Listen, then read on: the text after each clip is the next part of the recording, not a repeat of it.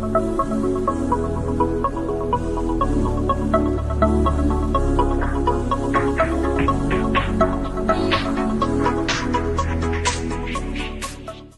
ini kita mengenang sosok luar biasa, seorang tokoh yang tak hanya jenius, tapi juga berhati luhur.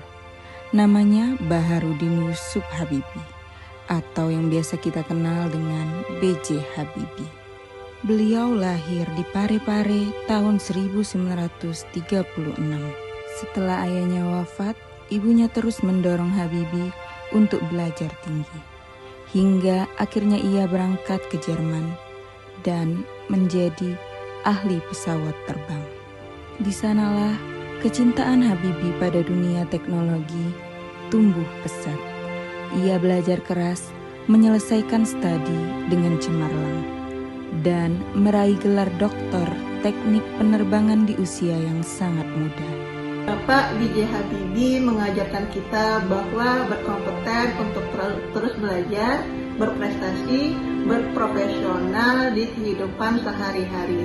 Terbukti dengan menjadi ahli teknologi dengan kedudukan Vice President di Messerschmitt Blom MBB di Jerman, serta Bapak B.J. Habibie mendirikan IPTN yang sekarang terkenal dengan PT Dirgantara Indonesia dan berhasil memimpin pengembangan pesawat N250, sebuah pesawat buatan anak bangsa.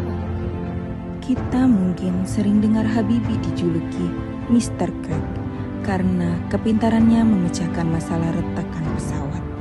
Tapi yang jarang kita sadari, betapa besar cintanya pada Indonesia.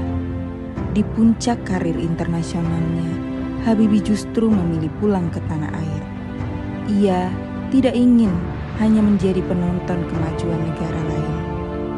Ia ingin Indonesia juga bisa berdiri sejajar dengan negara-negara maju. Bapak Baharudin Yusuf Habibie benar-benar sosok yang luar biasa.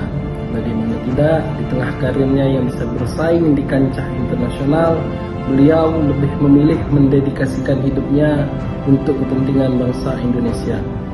Bapak Baharudin Yusuf Habibie benar-benar menjadi panutan, menjadi inspirasi bagi kita warga negara untuk terus mendedikasikan hidup kita, untuk terus menerapkan nilai-nilai berakhlak kepada bangsa dan negara Indonesia.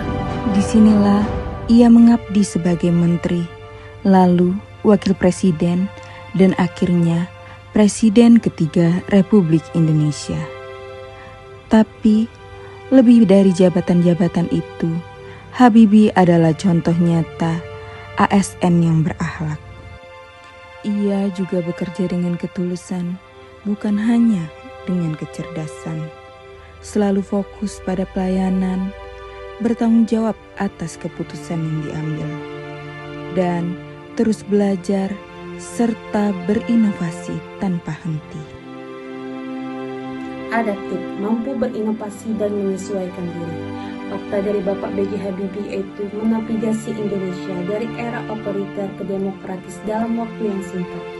Menerima kenyataan secara terbuka referendum hasil Timur Timur walaupun berat bagi bangsa Indonesia.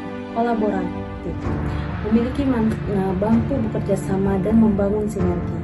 Aktif membina sinergi antara pemerintah, ilmuwan, dan industri melalui konsep Habibie Factor atau nilai tambah teknologi, membangun jaringan dengan diaspora Indonesia dan ilmuwan dunia untuk pembangunan nasional. Beliau bisa bergaul dengan siapa saja, dari teknokrat, rakyat biasa, hingga mahasiswa. Ia tidak pernah berhenti mencintai negeri ini, meski tahu perjuangan itu tidak selalu mudah. Nilai akuntabel tercermin kuat dalam kepemimpinan Bapak B.J. Habibie. Beliau menyampaikan laporan pertanggungjawaban di DPR. Meskipun terjadi penolakan, beliau menerima dengan lapang dada. Sikap ini menunjukkan betapa beliau menjunjung tinggi tanggung jawab dan nilai demokrasi. Dan yang paling penting, ia selalu terbuka bekerja sama karena beliau percaya kita tidak bisa membangun bangsa sendirian. Teman-teman, Bapak B.J. Habibie menunjukkan pelayanan yang tulus saat ia memimpin. Beliau membuka kebebasan pers, membebaskan tahanan politik, dan juga memilih mundur demi kepentingan rakyat, bukan untuk kekuasaan. Bapak B.J. Habibie adalah sosok yang mengajarkan kita arti hidup berdampingan dalam damai. Ia tak hanya memimpin dengan kecerdasan, tapi juga dengan hati dan penuh toleransi.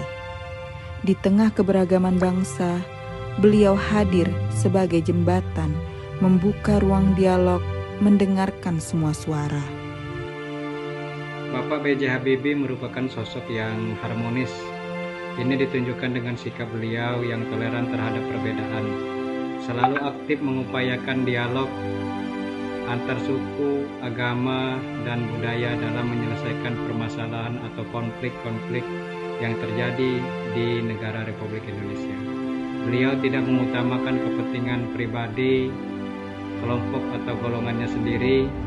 Beliau selalu mengedepankan rasa toleran dengan tujuan persatuan dan kesatuan negara Republik Indonesia. Dalam kehidupan pribadi pun beliau merupakan sosok yang harmonis, yaitu sosok yang menyayangi keluarga dan penuh rasa cinta kasih. Mungkin itulah yang dapat saya sampaikan atau yang dapat saya utarakan mengenai sosok Bapak B.J. Habibie.